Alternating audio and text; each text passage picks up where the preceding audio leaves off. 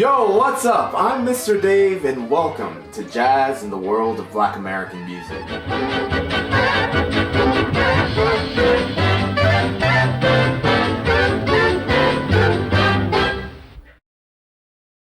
I'm so excited to share what we have in store today because we're going to be talking about the Harlem Renaissance. There are a number of factors that contributed to the Harlem Renaissance. But first, let's start with some critical questions. Feel free to pause the video. What is migration? What is a Renaissance? How does art change society? America was going through a big change. Instead of relying on agriculture and farming, Americans started relying on industrial power and machines. African Americans in the South found that this was a tremendous opportunity and moved to northern cities to escape southern racism and build a better life for themselves and their families. This caused the largest migration in American history. 6 million African Americans moved to northern cities across the US, especially to Harlem in New York City. In Harlem, there was an artistic and intellectual revolution called the Harlem Renaissance. The word Renaissance means rebirth, and you might have heard it to describe the European Renaissance of the 14th to 17th centuries, with artists like Leonardo da Vinci, who created the Mona Lisa, or Michelangelo, who created the Statue of David. Not to be confused with Mr. Dave, who's a little bit more handsome. The European Renaissance was an era where intellectual and artistic thought changed significantly.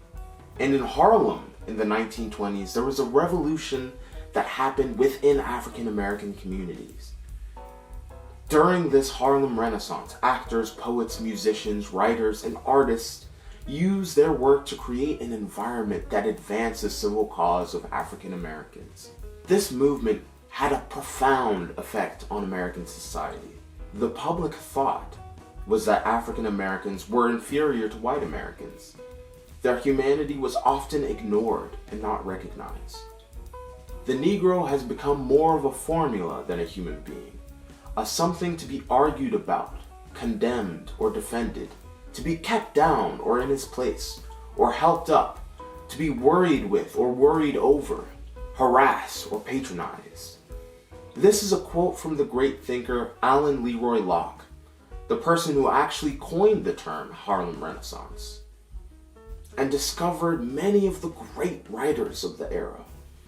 The way that artists fought against these circumstances was by using their art as a way to expose the humanity and worth of their existence. Art must discover and reveal the beauty which prejudice and caricature has overlaid. The artists changed the stereotypes of African Americans and brought to light what was truly the Black experience. Artists like Jacob Lawrence and Augusta Savage, poets like Langston Hughes and Claude McKay, and jazz musicians like Louis Armstrong and Duke Ellington. This era, although difficult, was never short of entertaining experiences.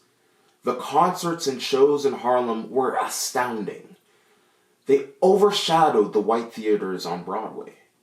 Groups of African American actors and playwrights put on shows that would eventually become very famous, like Shuffle Along and Love Will Find a Way. If you were in the audience, it would have been a memory of a lifetime. But perhaps you'd rather have a night on the town. You'd probably go to a jazz club, and you would dance something called the Lindy Hop, and it would look like you were flying through the air.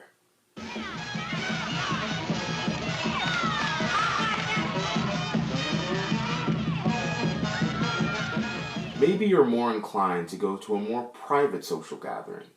One musical style that emerged out of the midnight romps and Ren parties was something called stride piano. Musicians like James P. Johnson, Fats Waller, and Willie the Lion Smith played the piano in such a virtuosic way that it changed the way pianists all over the world approach their instrument. And you're likely to hear some of their music in somebody's living room.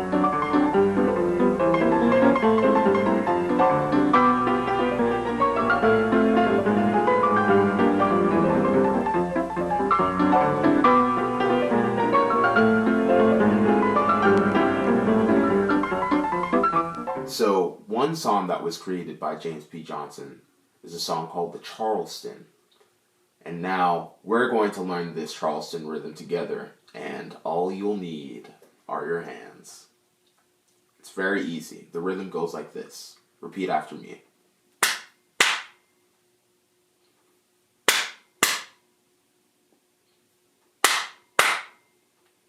Now let's put it together. 1, 2, 3, 4.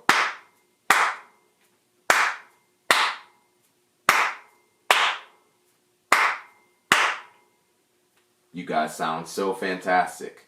Now we're going to cut to the next video, and we're going to see if you can clap the Charleston along with this.